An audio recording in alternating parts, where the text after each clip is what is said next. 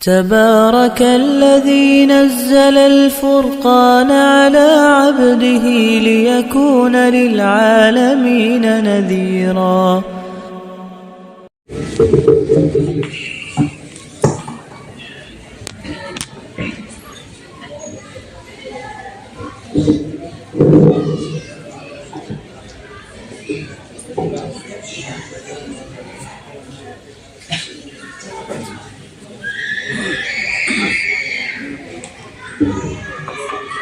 بسم الله الرحمن الرحيم.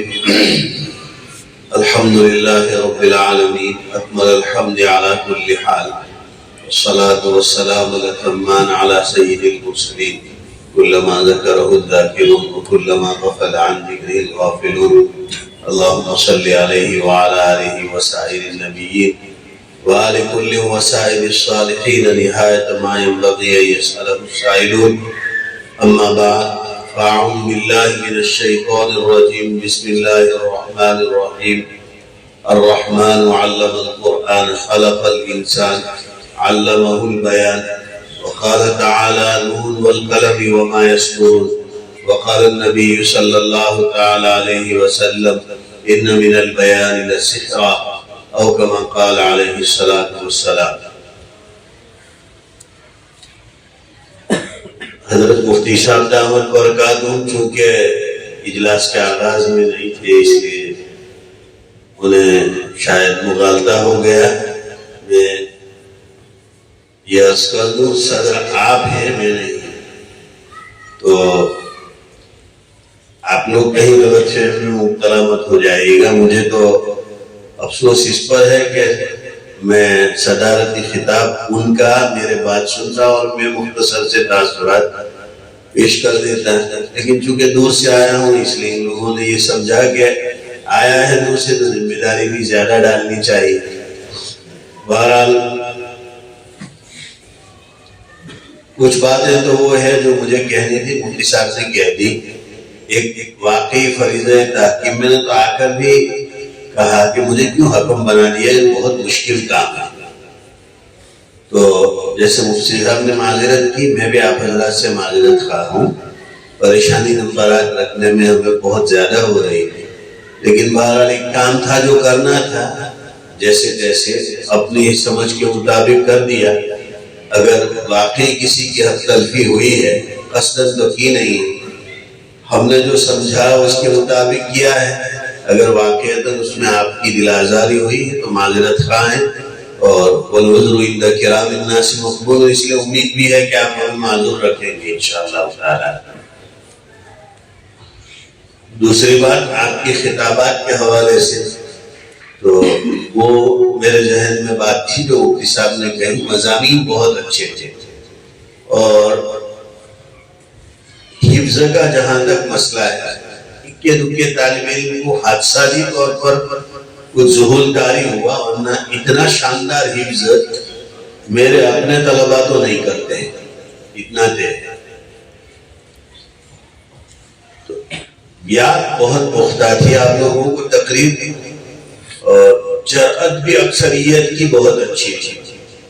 انداز میں تھوڑا فکر کرنے کی ضرورت ہے، ایسا لگتا ہے سبق سنا رہے ہیں.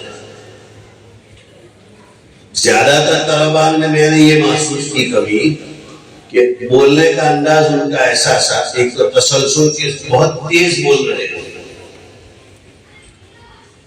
دیکھیے نبی کریم صلی اللہ علیہ وسلم کی تقریر اور آپ کی تلاوت دونوں کے متعلق روایات میں یہ بات مذکور ہے. غالباً حضرت انس رضی اللہ تعالیٰ عنہ کی روایت ہے، کسی نے پوچھا کیف کان قرات النبی صلی اللہ علیہ وسلم، تو کہیں تو فرمایا کہ کانت قراءتہ مفسرۃ،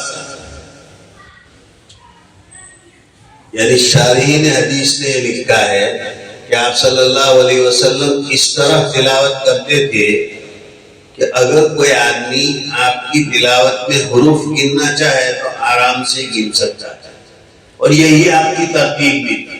قرآن سے ہمیں اختلاف ہے، قرآن کی ترتیب اپنی جگہ روایت سے جو ثابت ہے، اور شارحین حدیث کے نزدیک جو ترتیل ہے وہ حضر ہے. یہ لکھا ہے شرح حدیث نے، آپ صلی اللہ علیہ وسلم کا انداز قدر والا ہے، اور گفتگو کے معاملے میں بھی آپ صلی اللہ علیہ وسلم کا معاملہ ایسا ہی ہے۔ آپ صلی اللہ علیہ وسلم اس طرح سے بولتے تھے کہ اگر کوئی شخص آپ کے کلام کے جملوں کے کلمات اور کلمات کے حروف کو گننا چاہے تو بآسانی گن سکتا ہے۔ یہ آپ صلی اللہ علیہ وسلم کا انداز تھا۔ اس لیے اس سلسلے میں آپ ذرا دھیان دیں۔ جیسا مفتی صاحب نے بتایا، حضرت قاری طیب صاحب رحمۃ اللہ علیہ اپنے صاحبزاد حضرت مولانا محمد سالم صاحب رحمۃ اللہ علیہ کو تقریر خود لکھ کر دیا۔ آپ نے فضل اللہ عثمانی کی تقریر یاد کی اور خطیب الاسلام حضرت مولانا سالم صاحب رحمۃ اللہ علیہ کو قاری طیب صاحب رحمۃ اللہ علیہ خود تقریر لکھ کر دیکھتے تھے۔ حضرت مولانا سالم صاحب اس کو رٹتے تھے، پھر اس کی مشق اپنے گھر میں شیشے کے سامنے کھڑے ہو کر کرتے تھے، اور اس طرح سے وہ مقرر نہیں خطیب الاسلام کا لقب پائے۔ میں نے خود کہا ہے، حضرت مولانا سالم صاحب رحمۃ اللہ علیہ کو سنا ہے دیوبند، وہ اس طرح تکلیف تھی آخر عمر میں، تو وہ اس طرح دیکھ کر نہیں بول سکتے، ایسے بیٹھ کر کے بولنا شروع کرتے تھے۔ ایک آدھ آیت پڑھتے تو 2.5-3 گھنٹے تک تقریر کرتے رہتے تسلسل کے ساتھ۔ تو آدمی بنتا ہے رٹنے ہی سے۔ رٹنے کا ایک فائدہ یہ ہے کہ بہت سا مواد آپ کے پاس جمع ہو جائے گا، اور دوسرا بہت سے الفاظ آپ کو زبان کے یاد ہو جائیں گے۔ جو ماہرین لسانیات ہیں وہ یہ کہتے ہیں کہ اگر کسی شخص کو کسی زبان کے 400 کلمات یاد ہیں، 400 الفاظ یاد ہو تو اس کو وہ زبان آتی ہے۔ آپ کو گجراتی کے 400 الفاظ یاد ہیں، آپ گجراتی بول سکتے ہیں۔ آپ کو انگریزی کے 400 الفاظ یاد ہے، آپ اپنا کام نکال لیں گے۔ اب پھر اس میں ماہر بننا، ادب کے اعلیٰ معیار کو اختیار کرنا، پھر اس سے آگے چل کر کے صاحب طرز بن جانا، وہ الگ بات ہے۔ یعنی ایک اپنا انداز نرالا، صاحب طرز کا بھی مسئلہ ہے۔ لوگ یہ بھی نہیں سمجھتے کہ کسی گھوڑے گدھے کو کہہ دیں گے صاحب طرز انشا پرداز ہے۔ صاحب طرز کا مطلب یہ کہ اپنا انوکھا انداز، جیسے ابو الکلام صاحب طرز خطیب بھی تھے اور صاحب طرز کاتب بھی تھے۔ اسی طریقے سے اقبال صاحب طرز شاعر تھے، ان کا ایک اپنا انوکھا آدمی پتہ چل جاتا ہے، سن کر کے اندازہ ہو جاتا ہے کہ یہ شعر اقبال کا ہے، اور یہ بھی اندازہ ہو جاتا ہے کہ یہ اقبال کا شعر نہیں ہو سکتا ہے۔ اس کو صاحب طرز کہتے ہیں۔ بہت اوج کمال ہے، یعنی بلندی کی آخری چوٹی ہے، تو وہ بعد میں پہنچتا ہے، لیکن بنیادی طور پر آپ اپنا کام بنا سکتے ہیں۔ یہ تو جہاں تک تبصرے تاثر کی بات، مجموعی طور پر آپ کا مسابقہ بہت کامیاب ہے۔ آپ لوگوں نے خود بہت محنت کی، جن اساتذہ نے آپ کو مضامین دیے انہوں نے بھی بہت اچھی محنت کی۔ ایک مشورہ مزید اس سلسلے میں دیتا چلوں، سوشل میڈیا کی برائی ہم ضرور کرتے ہیں، لیکن باری آتی ہے تو ہم بھی اس سے بھرپور فائدہ اٹھاتے ہیں۔ معذرت کے ساتھ مجھے کئی تقاریر میں یہ احساس ہوا کہ یہ موبائل سے یا انٹرنیٹ سے بھی یہی نہیں لی گئی تقریریں ہیں۔ جیسے ختم نبوت کا جو مضمون تھا، میرا اندازہ ہے، ہو سکتا ہے غلط ہو، کہ یہ کسی کی، اور وہ بھی اس ملک کی نہیں ہے، وہ پڑوسی ملک کی ہے، مت فائدہ اٹھاؤ ان کی اس طرح کی تقریروں سے، آپ کو نقصان ہوگا۔ ایک تو اس میں مواد نہیں ہے، لڑائی کا درجہ بعد میں ہے، ختم نبوت کو دلائل سے اصل تو ثابت کرنا ہے۔ الہاد کا مسئلہ بھی یہی ہے، اور الذین ہیں وہاں اس آیت میں بھی کیا ہے، خالی یقاتلون نہیں، یقتلون و یقتلون دونوں طرح کی قراتیں، یعنی مطلب یہ ہے کہ ایڑی چوٹی کا زور لگا دیں گے، جان کی بازی لگا دیں گے، پھر جان کی پرواہ نہیں، جائے یا لی جائے، دونوں پہلو اس کے اندر ہیں۔ تو یہ جو نعرے ہیں آپ کہاں بول رہے ہیں، کس ملک میں بول رہے ہیں، آپ کے آس پاس کون ہے، اس کا ذرا خیال رکھ کر کے بولیں۔ جذبات اسی طرح سے بنتے ہیں، یہ آپ کی تعمیر کا زمانہ ہے۔ تو دیکھیے ہمارے سامنے اسوہ نبوی نمونہ ہے، مکی اور مدنی دونوں زندگیاں ہمارے سامنے ہیں۔ نبی کریم علیہ السلام نے کیا تعلیم دی ہے اپنے اسوے سے، اس کو ہم پیش نظر رکھیں۔ اور بات یاد رکھیے، دنیا میں آپ کہیں چلے جائیں،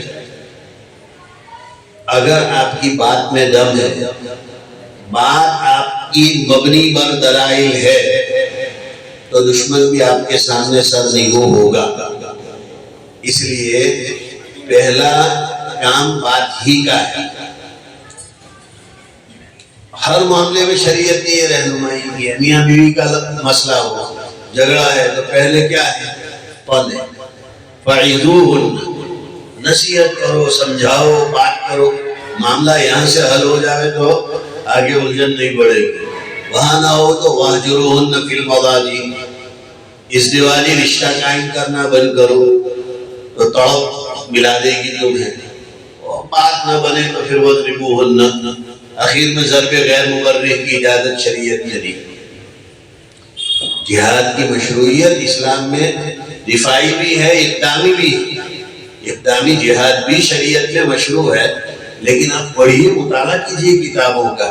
یہ تو مصیبت ہے، ہم لوگ یعنی ہمیں تیار مواد چاہیے، وہ انٹرنیٹ پر مہیا ہو جاتا ہے نا، اس کا یہ نقصان ہوتا ہے کہ ہم کتابیں نہیں دیکھتے تو پوری تحقیق سامنے نہیں آتی۔ جہاد کی کب اجازت ہے، کب کسی کے اوپر آپ حملہ کر سکتے، علماء نے اس کے شرائط لکھے۔ اس میں پہلی شرط ہے کہ دعوت پہنچنی ضروری ہے، اگر دعوت نہیں پہنچی ہے تو اس کے ساتھ قتال جائز نہیں، جائز ہی نہیں ہے، دعوت پہنچانا واجب ہے۔ اور اگر پہنچ چکی ہے تو بھی قبل القتال دعوت کو فقہاء نے مستحب لکھا ہے، اور یہ شروع حدیث میں بھی۔ تو یہ اس طرح کے جذباتی بیان نہیں ہونے چاہیے۔ میں سوچ رہا تھا وہاں بیٹھے بیٹھے، یہ انداز غلط ہے، اس طرح کا انداز نہیں ہونا چاہیے، ہمارا انداز ناصحانہ ہونا چاہیے۔ ہم رسالت کے نائبین ہیں، تو جو طریقہ نبی کریم علیہ السلام نے اپنایا، سیدنا حضرت علی رضی اللہ تعالیٰ عنہ کو حضور صلی اللہ علیہ وسلم نے جب کہا، اس وقت اس حدیث میں بھی اس کی طرف اشارہ ہے کہ پہلے سمجھانا ہے۔ وہی تو کہا تھا، لا یہدی اللہ بک رجلا یا علی لا یہدی اللہ بک رجلا خیر لک من حمر النعم۔ ایک آدمی اگر راہ راست پر آپ کی بات اور آپ کے سمجھانے سے آ جائے گا تو وہ سونے چاندی سے آپ کے لیے بہتر۔ حمر نعم سرخ اونٹ اس وقت کا سب سے قیمتی مال تھا، آج کے زمانے میں ہوتا تھا، آپ صلی اللہ علیہ وسلم سونا چاندی کہتے تھے۔ سمجھانے کے لیے ہم یہ بات کہہ رہے ہیں، یعنی قیمتی ترین دولت اگر کوئی ہے تو وہ یہ ہے کہ آپ سبب ہدایت بنے، اور وہ بات سے ہوگا۔ جان لینے کا معاملہ آخری درجے کا ہے، ابتدائی نہیں۔ اور ختم نبوت کے بہت سارے لفظ خاتم پر ہی بحث کر لیتے، اس لیے کہ ختم نبوت ہمیں غیر مسلموں سے تھوڑی کرنا۔ وہ جھگڑا تو ہمارا منکرین ختم نبوت کون ہے؟ جو منتہل الی الاسلام ہے یا مدعیان اسلام ہے، وہی تو لوگ ہیں، منسوب ہیں یا مدعی ہیں کہ ہم مسلمان ہیں، اگرچہ حقیقت میں نہیں۔ تو ان سے تو پرانی آیات سے احتجاج کیا، جو اسامی میں پڑھا ہوگا۔ جو فرقے ضالہ ہیں، منتہلین اسلام ہے یا مدعیان اسلام ہے، ان کو تو ہم الزام دے سکتے ہیں قرآن و سنت سے۔ غیر مسلم ہوگا تو وہاں عقلی دلائل کی ضرورت پڑے گی، اس لیے دہریے کے سامنے آپ قرآن کی آیت نہیں پڑھ سکتے، وہاں آپ کو اللہ تعالیٰ کا وجود دوسرے انداز میں ثابت کرنا پڑے گا۔ لیکن یہ بات الگ ہے کہ وجود باری بدیہی ہے، اس لیے قرآن نے بحث توحید سے کی ہے، وجود سے نہیں. لیکن اس کے باوجود ہمارے علماء نے وجود کو بھی ثابت کیا ہے. اس لیے کہ بعض لوگوں کی عقلوں پر ایسے پتھر پڑے ہوتے ہیں کہ ان کو رات رات نظر نہیں آتی ہے، دن دکھتا ہے، اور دن رات نظر آتی ہے. دن میں ان کو تارے اور رات کو سورج نظر آتا ہے. تو ایسے لوگوں کو پھر ہمیں وجود باری کے بھی دلائل دینے پڑیں گے. اسی لیے تو شرع عقائد نے پہلے وجود کو ثابت کیا، عالم کا حدوث ثابت کیا. حدوث ثابت کر کے کہا یہ محدث ہے تو محدث کا ہونا ضروری ہے، اور پھر آگے بحث چلائے. تو خیر یہ تو وہ کچھ تقریروں کے درمیان ایک بات یاد رکھیے، مطالعے کے عادی بنیے. فن خطابت آیت جو پڑھی ہے اس پر مجھے جو کہنا ہے آپ کو وہ بعد میں کہوں گا. یہ تبصرے کے ضمن میں کہہ رہا ہوں، تیار مسالہ لینے کے بجائے مطالعے کے عادی بنیے.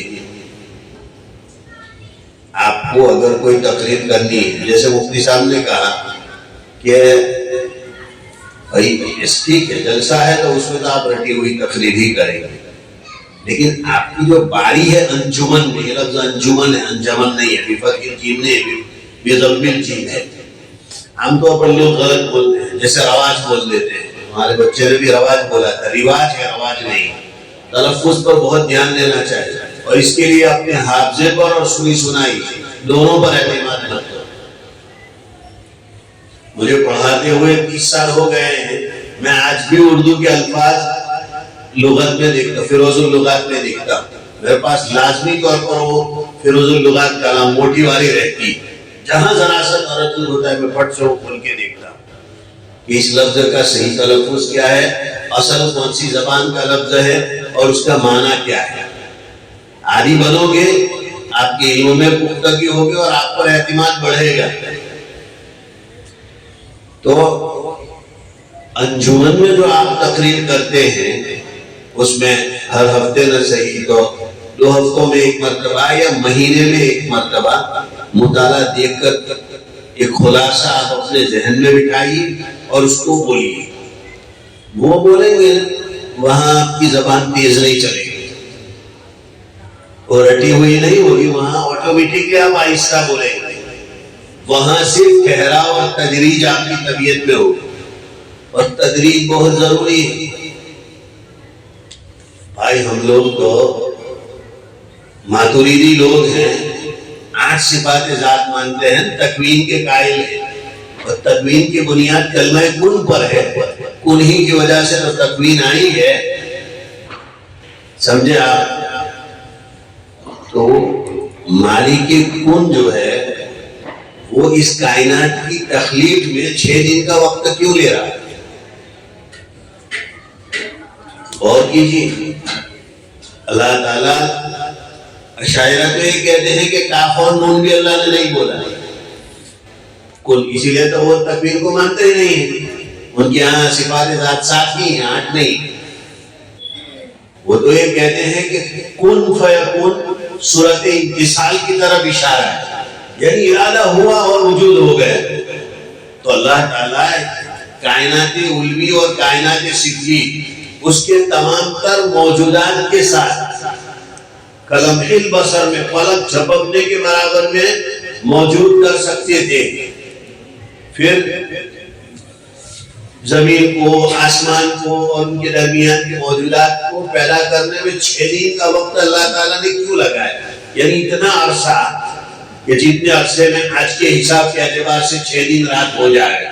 اب تو اس کا نو کے صورت تو دانے آئے کہاں سے 6 دن؟ تو اتنا زمانہ کیوں لگایا اللہ تعالیٰ؟ مفسرین نے لکھا ہے مخلوق کو تدریج کی تعلیم دی، ٹھہراؤ کی تعلیم دی. دفعتاً والی عادت چھوڑ دو، آہستگی میں ہی برکت ہوتی ہے. تو یہ بنیادی جو باتیں تھیں، کچھ باتوں میں مفتی صاحب کی میں تائید کے طور پر میں نے تھوڑا سا لمبا کر دیا. اور ایک بات جو مجھے کہنی تھی کہ یہ بنی بنائی کھانے کے عادی مت بناؤ، بنانے کے عادی بناؤ. اپنی کھچڑی خود پکاؤ گے، چاول کچے بھی ہوں گے تو لطف زیادہ آئے گا اس کے کھانے میں. دوسرے کے پکائے ہوئے پکے اور شاندار کھانے کے مقابلے میں خود بنا کر دیکھیے. آپ تو ماشاءاللہ یہی کے رہنے والے ہیں, گھر پر رہتے ہو, اس لیے آپ لوگوں کو اندازہ نہیں ہے. ہم لوگ بورڈنگ میں رہے ہوئے ہیں تو کپڑے خود سے دھوئے, ہاتھوں میں سوراخ پڑ جاتے ہیں, تو داغ کے باوجود اس کو پہننے میں لطف آتا تھا. ہم نے دھوئے ہیں نا. آج بیوی دھو کر دیتی ہے یا والدہ دھو کر دیتی ہے تو آج چربی آتی ہے, ذرا سا داغ کیا دھویا ہے, کیسے کپڑے ہیں, کیونکہ دوسرے کی محنت لگی ہے نا, اس لیے اس کی قدر نہیں.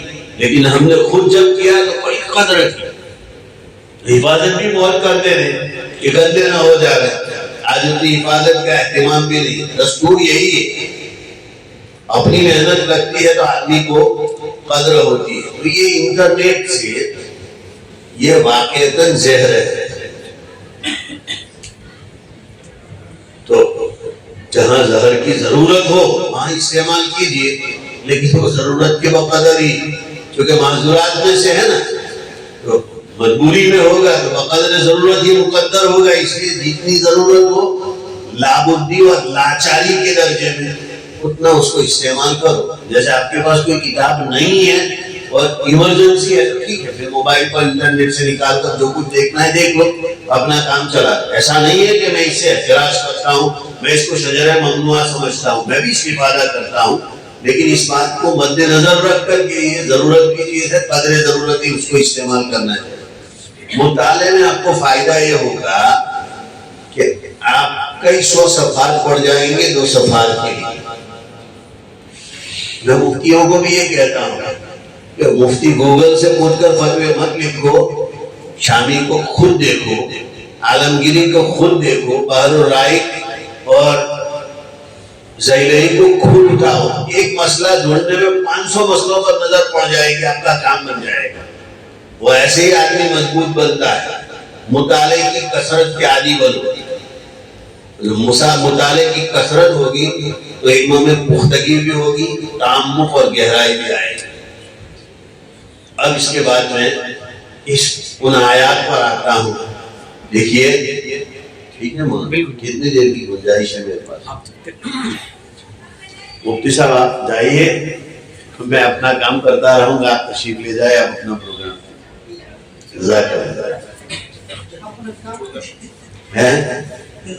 ہمیں شروع ہی میں کہنے والا تھا, مجھے یاد نہیں رہا, دعاؤں میں یاد رکھیں.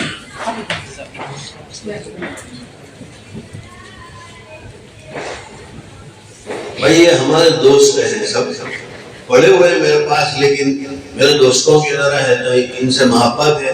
انہوں نے وہ مسئلہ تو مشہور ہے, یہ بھی محقق مدقق کر رہا تھا, پیرانمی پر مریدانی پرانا. میں مدرس ہوں, یہ میں کہتا ہوں, میں کبھی تواضع نہیں کرتا. تو ہم ددوڑے میری طبیعت میں ہے نہیں, مجھے کوئی تعلیم دے گا تو نہیں کر پاؤں گا. میں محنت سے پڑھانے کی کوشش کرتا ہوں اور ان لوگوں کو بھی اس کی تاکید کرتا ہوں.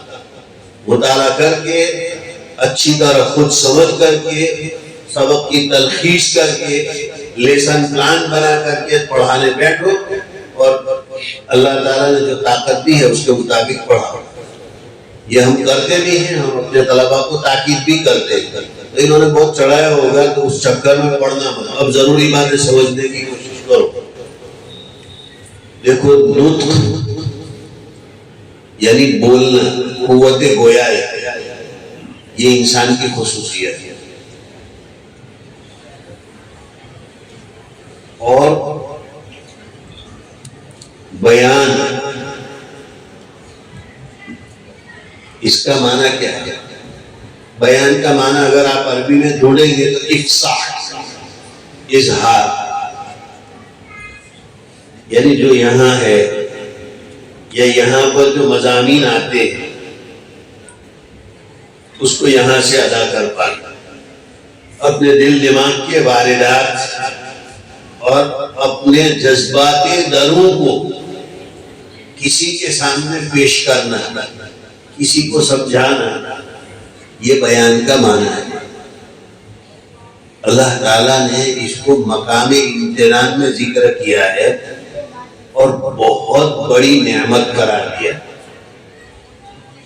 الرحمن علم القرآن, خلق الانسان علمہ البیان، 3 نعمتیں ذکر کی اللہ تعالیٰ۔ قرآن سکھلایا، انسان کو پیدا کیا، اسے قوت گویائی۔ دیکھو ویسے تو قاعدے سے خلق الانسان پہلے ہونا چاہیے اور علم القرآن بعد میں ہونا چاہیے۔ انسان کی تخلیق یہی اللہ تعالیٰ کی بہت بڑی نعمت ہے۔ اللہ تعالیٰ ہمیں پیدا نہ کر دے تو ہمارا کوئی حق تھا کہ اللہ تعالیٰ سے کچھ کہہ دیں ہمیں کیوں نہیں پیدا کیا؟ یا جس کو جو بنایا تھا کوئی کچھ بول سکتا ہے؟ بیل یہ کہہ سکتا ہے کہ مجھے گھوڑا کیوں نہیں بنایا؟ گھوڑا یہ کہہ سکتا ہے کہ مجھے انسان کیوں نہیں بنایا؟ مرد یہ کہہ سکتا ہے کہ مجھے عورت کیوں نہیں بنایا؟ عورت کو حق ہے کہ کہے کہ مجھے مرد کیوں نہیں بنایا؟ تخلیق اللہ کی بہت بڑی نعمت ہے۔ اور اس کے بعد قرآن مجید، یہ اللہ کی بہت بڑی نعمت ہے۔ لیکن تعلیم قرآن اتنا اہم ہے کہ قرآن دینا تھا اسی لیے پیدا کیا۔ مقصد تخلیق تعلیم قرآن ہے، اس لیے اللہ القرآن کو مقدم کیا اور خلق الانسان کو بعد میں بیان کیا۔ دوسری جگہ اللہ تعالیٰ نے اس کو سمجھایا، ما خلقت الجن والانس الا لیعبدون۔ لوگ ترجمہ کرتے عبادت کے لیے پیدا کیا، معرفت کے لیے پیدا کیا۔ عبادت تو معرفت کا نتیجہ ہے۔ عبادت تب کرے گا جبکہ معرفت کرے گا۔ علماء اللہ سے زیادہ ڈرتے ہیں، جو ڈرتا ہے وہ عبادت کرتا ہے، اور علماء اللہ سے ڈرتے اس لیے زیادہ ہیں کہ اللہ کی ذات اور صفات سے زیادہ واقف۔ تو عبادت اور خشیت یہ معرفت کا نتیجہ ہے، اور اللہ کی معرفت یہ مقصد تخلیق ہے۔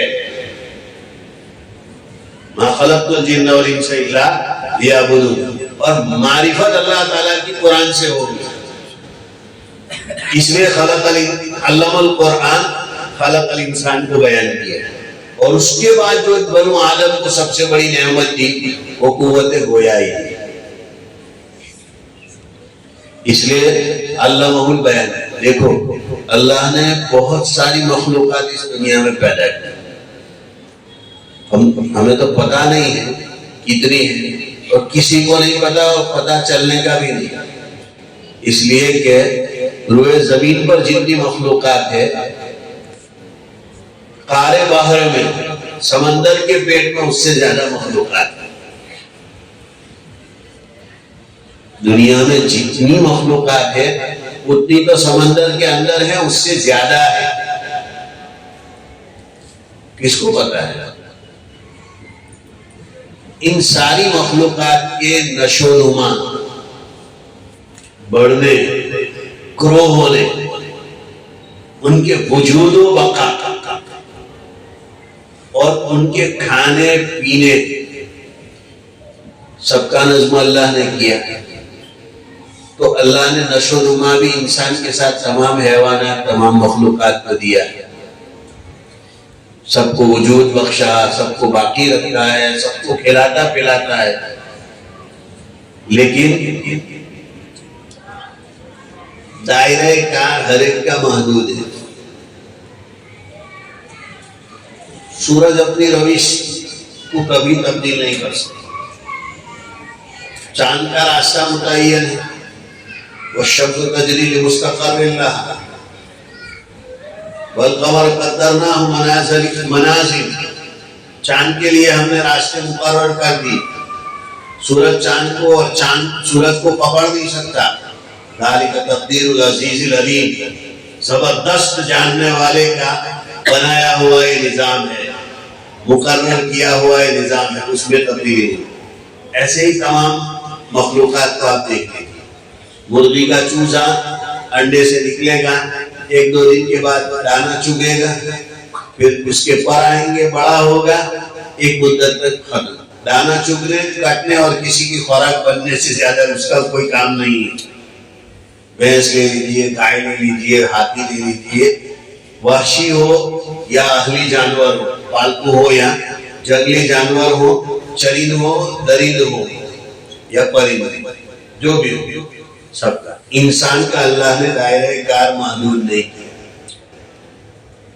اس کو عقل دی، معرفت دی، اور کہا کہ بڑھ، جتنا آگے بڑھے گا اتنا تیرا فائدہ ہے، معرفت رب کے میدان میں۔ اور انسان کو قوت گویائی ہے، انسان کے علاوہ کسی میں قوت گویائی نہیں ہے، تو یہ اللہ کی بہت بڑی نعمت ہے۔ نعمت ہے تو شکر تو اس کا کرنا پڑے گا، ہر نعمت پر شکر ہے اور ہر آزمائش پر صبر ہے، یہ لازم ہے، اور تبھی وہ انسان کے لیے مفید ہے، ورنہ وبال ہے۔ نعمت کا شکر نہیں کیا تو ابھی جواب دینا ہے، اور اگر مصیبت پر صبر نہیں کیا تو عذاب ہے۔ یہی فرق حدیث پاک میں اس کی طرف اشارہ موجود ہے۔ حالات جو آتے ہیں وہ انسان کے لیے وہ آزمائش اور رفع درجہ کا ذریعہ کب بنے گا، یعنی نعمت کب بن جائے گی، مصیبت، اور عذاب کب ہوگا۔ اگر اللہ تعالیٰ نے سہار لینے کی توفیق دے دی، صبر کر لیا، سہار لیا، جزا فضا اور شکوے شکایت کی زبان نہیں کھولی، یہ مصیبت نعمت ہے، دنیا میں بھی راحت لائے گی اور آخرت میں بھی درجات بلند ہوں گے۔ اور اگر زبان شکایت دراز ہو گئی تو سمجھ لیجیے عذاب الہی، یہاں بھی پریشانی ہے اور آخرت میں بھی پکڑ ہوگی کہ میرے فیصلے سے تو ناراض رہا، اس پر ملنے کا کچھ نہیں۔ تو اللہ تعالیٰ نے جب ہمیں نعمت عطا فرمائی ہے تو اس کا شکر ادا کرنا ہے، اور وہ شکر ہم کیسے ادا کریں گے؟ اس قوت گویائی اور قوت بیان جس کو ہم خطابت سے تعبیر کرتے ہیں، اس سے ہمیں 3 میدانوں میں کام کرنے ہیں، لیکن 3 میدانوں میں کام کرنے سے پہلے اس خطابت میں ہونا کیا چاہیے، ضروری کیا ہے، وہ جان لینا ضروری ہے۔ اور وہ ہے خطابت کا مرکزی عنصر فصاحت۔ جب تک آپ کی زبان میں فصاحت نہیں ہوگی وہاں تک آپ کی خطابت مؤثر نہیں ہوگی۔ فصاحت کا مطلب کیا ہے؟ وہی ہے جو آپ نے بلاغت اور فصاحت کتابوں میں دروس البلاغہ، سفینۃ البلغاء، تلخیص المفتاح یا مختصر المعانی جو بھی آپ پڑھتے ہوں، یا البلاغۃ الواضحہ، اس میں جو پڑھا ہے وہی مطلب ہے اس کا، جس کو شاعر نے دوسرے انداز میں تعبیر کیا کہ سمجھ میں صاف آ جائے، فصاحت اس کو کہتے ہیں، اثر کرے سننے والوں کے دلوں پر، بلاغت اس کو کہتے ہیں۔ بلاغت کسے کہتے ہیں؟ مقتضی حال کے مطابق کلام کرنے۔ تو جیسی حالت ہوگی، حالت کا جو تقاضا ہوگا اس کے مطابق بات کرے گا، تبھی دل پر اثر ہوگا نا، اس کے خلاف کرے گا تھوڑی دل پر اثر ہونے والا ہے۔ تو ٹھیک کہا ہے اس نے، اور سمجھ میں صاف آ جائے۔ فصاحت کس کو کہتے ہیں؟ کلمے کا تناظر، پورے حروف، غرابت اور مخالفت قیاس لغوی سے پاک ہونا، یہی چیزیں ہیں۔ قاعدے کے خلاف لفظ نہ ہو، اب چاہے وہ قاعدے صرفیہ ہو، نحویہ ہو، جو بھی ہو۔ غرابت یعنی نامانوس ترکیب نہ ہو، نامانوس لفظ نہ ہو۔ نامانوس کون سا ہوگا؟ جو ہماری عام بول چال میں استعمال نہیں ہوتا ہے۔ ہمارے معاشرے میں جس ایک جگہ پر، جس سماج میں ہم جی رہے ہیں، اس سماج کے اندر اگر وہ لفظ نہیں بولا جاتا ہے تو وہ غریب ہے۔ اب اگر آپ گلی میں جا کر کے اس زمانے میں انصاف انکا ہوتا جا رہا ہے، کیا اس کی کھسک گئی، انکا انکا کرتا رہتا ہے، بہت اچھا لفظ ہے انکا۔ آج ایک بیماری یہ ہے، ہم لوگ یہ سمجھتے ہیں بہت مشکل الفاظ بولے جائیں تو کہ بہت اچھی تقریر، بہت اچھا ہے، غلط بات۔ اردو زبان کا ادب یا کسی بھی زبان کا ادب یہ نہیں ہے کہ اس زبان کے مشکل الفاظ مسلسل آپ بولتے چلے جائیں، چاہے وہ اردو ہو، چاہے وہ گجراتی ہو، چاہے وہ سنسکرت ہو، چاہے وہ عربی ہو، چاہے وہ انگریزی ہو، چاہے کوئی زبان ہو۔ آپ کا معیار زبان کا بلند کب ہوگا؟ ایک سطر میں کوئی ایک آدھ لفظ ذرا سا ایسا آ جائے کہ آپ کو فکر میں ڈالے کہ اس کا مطلب کیا ہے، اور ایک آدھ فکرے میں 6-7 سطر کے کوئی ایک آدھ تعبیر المیری آ جائے، آپ کا کلام بہت معیاری ہو گیا۔ اب جملے پر جملے تراشنے کی، تکلف کر کر کے مشکل الفاظ اور مشکل تعبیرات استعمال کرنے کی کوئی ضرورت نہیں ہے۔ یہ حماقت ہے، یہ آپ کی حیثیت گرائے گا۔ بات سمجھ رہے ہیں آپ؟ فصاحت، نامانوس لفظ آپ کے کلام میں نہ ہو، غلط لفظ نہ ہو، اور حروف ایک ساتھ ایک جیسے لگاتار آ جائیں گے تو بولنے میں دقت ہوگی۔ جب آپ بول ہی ڈھنگ کا نہیں پائیں گے، سامنے والا سنے گا اور سمجھے گا کہ اس کو چاشنی کہاں سے آئے گی، تو سمجھ میں تبھی بات صاف تب آئے گی جبکہ حروف اس طرح کے اچڑ کچڑ نہ ہو، لفظ اس علاقے، اس ماحول اور اس معاشرے میں مستعمل ہو اور غلط یعنی قاعدے کے خلاف نہ ہو، تو لوگوں کو سمجھ میں آئے گا۔ شاعر نے اس کو سمجھا ہے، سمجھ میں صاف آ جائے، فصاحت اس کو کہتے ہیں۔ تو اب خطاب کا مرکزی اور بنیادی عنصر ہے فصاحت، اور فصاحت کا مطلب یہ ہے کہ آپ جو بول رہے ہیں، آپ کے الفاظ اور آپ کی تعبیرات ایسے کلمات پر مشتمل ہو، آپ کے الفاظ ایسے حروف پر مشتمل ہو جس میں قاعدے زبانی کے لحاظ سے غلطی نہ ہو اور آپ کا مخاطب آپ کی بات سمجھ سکتا۔ اب یہ کیوں ضروری ہے خطابت؟ ہمیں 3 مواقع پر اس سے کام لینا ہے۔ ایک تو دین کی دعوت، امت دعوت کو پہنچانی۔ ابھی بہت مضمون ہے ختم نبوت، آپ صلی اللہ علیہ وسلم ہر طرح سے خاتم نبوت ہے، خاتم کہیں خاتم کہیں دونوں اعتبار سے بات۔ خاتم اس میں فائل کا صیغہ تو ختم کرنے والا، اینڈ ہو گیا، اور خاتم بھی چھلے جاتی۔ خاتم کے معنی کیا ہے؟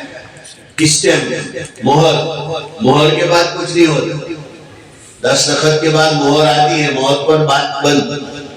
وہ بھی آپ نبوت کے خاتم بھی ہیں، آپ خاتم بھی ہیں، دونوں طرح کی قرأت متواتر ہے۔ ما کان محمد ابا احد من رسول اللہ ولکن رسول اللہ خاتم النبیین ولکن کان رسول اللہ خاتم النبیین خاتم النبیین۔ دونوں قرأتیں ہیں، دونوں متواتر ہیں، دونوں ہی قرآن ہیں، اور دونوں ہی سے ختم نبوت ثابت ہوتی ہے۔ بات سمجھ میں آئی؟ تو امت کی 2 قسمیں ہیں، امت دعوت اور امت اجابت۔ جنہوں نے بات مان لی یعنی اسلام لے آئے وہ امت اجابت ہے، اور جنہوں نے ابھی تک نہیں مانی وہ امت دعوت ہے۔ ہم بڑے فخر کے ساتھ یہ تو کہتے ہیں کہ نبی کے وارث ہیں، جانشینان انبیاء ہیں۔ تو بھائی مورث وارث بناتا ہے، تو مورث نے جو چھوڑا وہ وارث کے حصے میں آتا ہے۔ باپ مالدار ہو، گاڑی بنگلے دکانیں مکان چھوڑ کر مرے تو بیٹے کو وہ ملے گا، اور اگر کوئی کلاش کمپنی کا ڈائریکٹر مرے گا قرضہ چھوڑ کر تو بیٹے کے حصے میں قرضہ آئے گا، وہ چکانا پڑے گا اس کو۔ مورث کے پاس جو ہو وہ وارث کے حصے میں آتا ہے. مال ہو تو مال آتا ہے, قرض ہو تو قرض آتا ہے. تو انبیاء تو مال کے مالک بنتے ہی نہیں تھے. انبیاء علیہ السلام احناف کا یہ مسلک ہے. انبیاء کے پاس جو مال ہوتا تھا اس پر انبیاء کا قبضہ متولیانہ ہوتا تھا, مالکانہ نہیں. شواب قائل ہے کہ نبی مالک بھی ہو سکتا ہے, صاحب نصاب بھی ہو سکتا ہے, اور زکوٰۃ بھی آ سکتی ہے. وہ ان کا مسلک ہے. ہم تو حنفی لوگ ہیں نا. حنفیہ کے نزدیک تو نبی کی ملک ثابت ہی نہیں ہوتی ہے, اس لیے انبیاء پر زکوٰۃ واجب نہیں. اور قرآن میں جہاں کہیں زکوٰۃ کا ذکر ہے وہ یا امت کے لیے ہے یا لغوی معنی میں. تو انبیاء کے ہم وارث ہیں, تو ہمارے مورث نے جو کام چھوڑا ہے وہ ہمیں کرنا ہے. تو دعوت پہنچانی, اور دعوت کے لیے قوت کلام کا ہونا اور فصاحت کا ہونا بہت ضروری ہے. اس کے بغیر یہ کام نہیں ہو سکتا. دیکھو, آپ کا مخاطب بھی آپ کی زبان صاف نہیں ہے تو نہ صرف بات سنے گا نہیں, تذلیل اور تحقیر بھی کرے گا اپنی بات. اور اگر اس کو بولنا آتا ہے تو چھڑ بیٹھے گا. قرآن نے یہ سمجھایا ہے, میں اپنی طرف سے نہیں کہتا. سیدنا حضرت موسیٰ علیہ السلام جب مدین سے واپس لوٹے اور نبوت سے سرفراز کیے گئے تو کیا کہا؟ اذهب الى فرعون انه طغى, جاؤ اس سرکش کو سمجھاؤ اور ایمسس کو. وہ بہت بڑھ چڑھ کر رہا ہے زمین میں, الوہیت کا دعویٰ کر رہا ہے. فرعون مقرر اچھا تھا, اس کو بولنا آتا ہے, اور اسی لیے اس کے زور پر اس کا کام کچھ چل بھی پڑا. کم سے کم اس کی قوم میں جو چلا اس کی خطابت کی وجہ سے چلا. اگرچہ اس کے بنو لم جو کراؤن پرنس تھے وہ اس سے اچھا بولنے والے, اس کو جواب نہیں دے پائے. وقال رجل مؤمن من آل فرعون یکتم ایمانہ اتقتلونہ. کراؤن پرنس تھا, ان کا خاندان کا بھائی تھا, وہاں اس کی سکھی بکھی گم ہو گئی تھی. لیکن موسیٰ علیہ السلام کو وہ جو شروع میں بچے تھے اور آسیہ نے ان کو لیا, اور پھر مسئلہ تھا کہ یہ بنی اسرائیل کا بیٹا ہے, مار ڈالیں گے, کیا کریں؟ آسیہ نے کہا رہنے دو, ہم اس کو بیٹا بنائیں گے. امتحان لیا تھا نا, آپ نے قصص النبی میں پڑھا ہوگا. تو جانے تو لگے تھے وہ چمکدار ہیرے کی طرف, سونے کی طرف, لیکن وہ فرشتے نے پھر انگارے کی طرف بھیجا. وہ انگارہ جو منہ میں رکھ دیا تھا موسیٰ علیہ السلام نے, اس سے ذرا زبان میں لکنت ہو گئی. تو موسیٰ علیہ السلام بہت واضح انداز میں بول نہیں سکتے. فرعون نے تانا دیا تھا, ام انا خیر ام ھذا الذی هو مہین ولا یکاد یبین.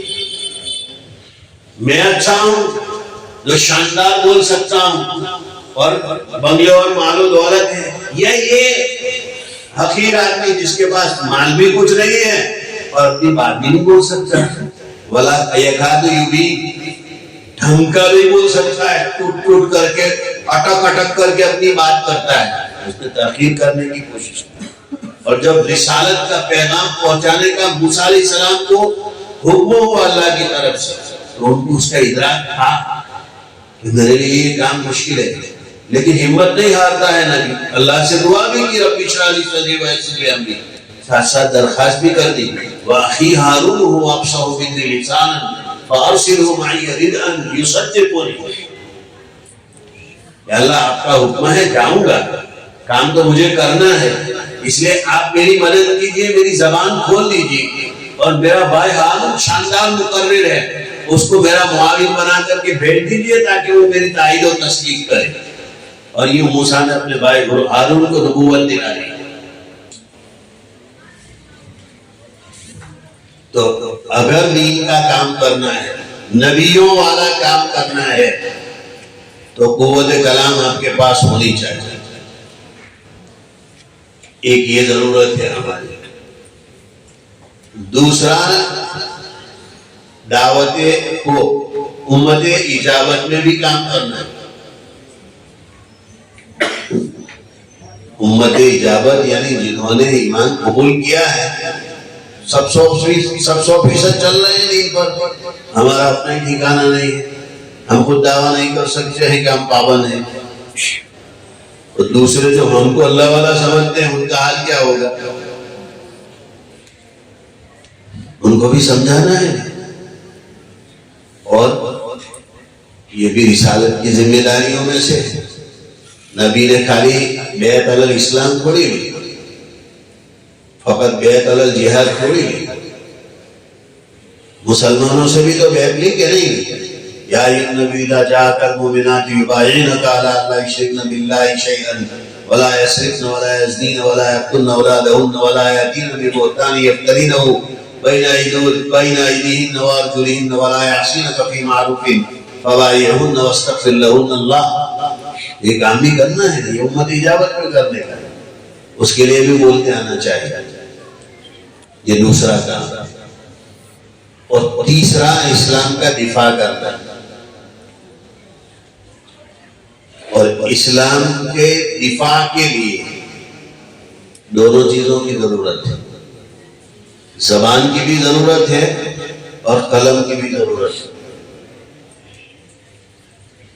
اور نبی کریم صلی اللہ تعالی علیہ وسلم نے یہ کام لیا. جو اہل زبان تھے ان سے یہ کام لیا. مشرکین آپ صلی اللہ علیہ وسلم کی برائیاں کرتے تھے علیہ باللہ. یہ کعب بن اشرف یہودیوں کا جو سردار تھا خود شاعر تھا. آپ کی ہجووں میں اشعار کہتا تھا اور بانیاں پال رکھی تھی اس نے. ان کو ٹریننگ بھی تھی. ان کا بھی کام آپ صلی اللہ علیہ وسلم کی ہجوہ بیان کرنا ہے. اور مشرکین عرب کو تو اپنی زبان دانی کا اتنا غرور تھا کہ باقی سب کو عجم انہوں نے کہا گونگے کہ دوسروں کو تو بولنا ہی نہیں آتا ہے. تو وہ پورے معلق کو قصیدے لکھ کر کے خانے کعبہ میں لٹکاتے تھے. اسی طرح آپ صلی اللہ علیہ وسلم کی مذمت اور ہجووں پر مشتمل اشعار وہ کہتے تھے. اس سے آپ صلی اللہ علیہ وسلم کو دکھ ہوتا ہے. تو کیا ہوتا ہے؟ ان کو جواب دینے کے لیے حضور علیہ الصلوۃ والسلام زبان دانوں کو بٹھاتے تھے. شاعر رسول حسان بن ثابت رضی اللہ تعالیٰ عنہ کے لیے مسجد نبوی کے صحن میں منبر بچھایا جاتا تھا. وَكَانَ يُنَافِعُ عَنْ رَسُولِ اللَّهِ صلی اللہ علیہ وسلم. عبداللہ بن رواحہ یہ کام کرتے تھے. حضرت کعب بن مالک رضی اللہ تعالیٰ عنہ سے آپ صلی اللہ علیہ وسلم نے کام لیا. اور ثابت بن قیس بن شماس ان کا تو لقب ہی ہے خطیب النبی صلی اللہ علیہ وسلم. مسلمہ کے لوگ جب آئے تھے آپ صلی اللہ علیہ وسلم سے بات کرنے کے لیے، آپ صلی اللہ علیہ وسلم نے کیا کہا؟ یہ میرا آدمی تمہیں جواب دے گا، تم جیسوں کو محمولی لگا. بخاری میں روایت موجود ہے. تو اسلام کا دفاع بھی ہمیں کرنا ہے. تو یہ 3 اہم میدان ہے اور 3 بڑی ذمہ داریاں ہیں.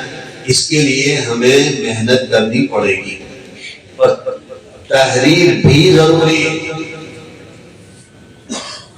دیکھو اللہ تعالیٰ نے یہاں علمہ البیان کہا. پہلی وحی میں کیا کہا؟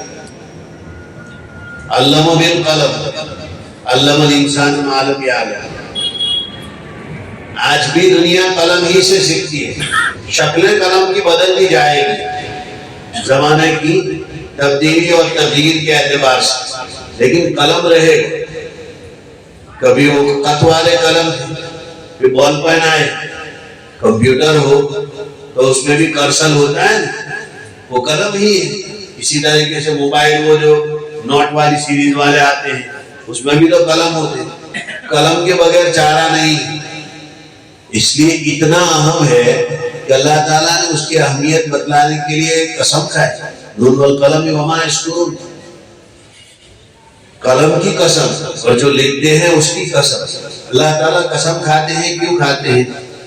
یا تو اس چیز کی عظمت و اہمیت کو بتلانے کے لیے، یا یہ کہ اللہ نے جو قسم کھائی ہے وہ آنے والے مضمون اور مدعا کی دلیل ہے.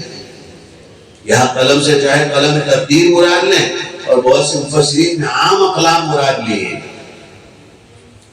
یہ بہت ضروری ہے، قلم بھی لکھنا بھی سیکھنا چاہیے، اور لکھنے کے لیے پڑھنا بہت ضروری ہے۔ آج کل ایک بیماری یہ بھی ہے کہ لوگ پڑھتے کم ہیں اور لکھنے کی زیادہ کوشش کرتے ہیں۔ ہمارے استاد حضرت مولانا ریاض صاحب رحمۃ اللہ علیہ فرمایا کرتے تھے، ایک صفحہ لکھنا ہو تو 100 صفحے پڑھو۔ کسی موضوع پر، کسی مضمون پر آپ کو ایک صفحہ لکھنا ہے تو اس مضمون پر، موضوع پر 100 صفحے کا مطالعہ کرو۔ اتنا پڑھو کہ اوور لوڈ ہو جائے، چھلکنے لگے، نہ چاہتے ہوئے زبان سے وہ باتیں نکلنے لگے، نہ چاہتے ہوئے آپ کا قلم اور آپ کی پین اس کو لکھنا شروع کر دیں۔ اس درجہ مطالعہ کرو، تب جا کر کے کچھ لکھو۔ تو بچوں سب سے زیادہ، میری بات کا خلاصہ یہ نکلے گا آخر میں آ کر کے، کہ سب سے زیادہ اہمیت اس میں مطالعے کی آتی ہے، اور اس کے لیے، اور خاص طور پر تقریر میں کامیابی حاصل کرنے کے لیے ایک بہت ضروری جو چیز ہے وہ تکرار کا اہتمام ہے۔ آپ اپنی درسیات میں خوب محنت کیجیے، اور آپ کا استاد جو تقریر کرتا ہے، رات کو بعد المغرب بعد العشاء 2 ساتھی 3 ساتھی جتنی جماعتیں بن سکتی ہو زیادہ سے زیادہ اس کا اعادہ کیا۔ کوشش تو یہ کرنی چاہیے کہ بلفظ ہی استاد کی تقریر آپ لوٹائیں، لیکن بلفظ ہی نہیں لوٹا سکتے، آپ کو جتنا یاد رہے، آپ جتنا بول سکتے ہو اتنا بولیے۔ تکرار کرنے سے آپ کی زبان میں صفائی بھی پیدا ہوگی، قوت بھی آئے گی، آپ بولنے کے عادی بھی بن جائیں گے، آپ فارغ ہوتے ہی کامیاب مدرس ہو، تفہیم بھی آپ کی شاندار ہوگی، اور پھر تقریر آپ کے لیے کھلونا ہو جائے گا۔ پھر کسی بھی مضمون کو تھوڑا سا آپ غور کر لیں گے، خالی پوائنٹ آپ دماغ میں سیٹ کر لیں گے، آپ گھنٹہ تقریر کر دیں گے۔ تو اس کی کوشش کریں، اللہ کرے کہ یہ باتیں مفید اور کارآمد ثابت ہو۔ آپ سب کو میں ایک بار پھر سے اس کامیاب مسابقے پر مبارکباد پیش کرتا ہوں، آپ کو بھی، آپ کے اساتذہ کو، اور میں آپ کے جامعہ کے محترم صاحب اور تمام اساتذہ کرام کا تہہ دل سے مشکور ہوں۔ ان لوگوں نے میری عزت افزائی کی، اللہ تعالیٰ ان کو عزت عطا فرمائے۔ وآخر دعوانا الحمدللہ رب العالمین۔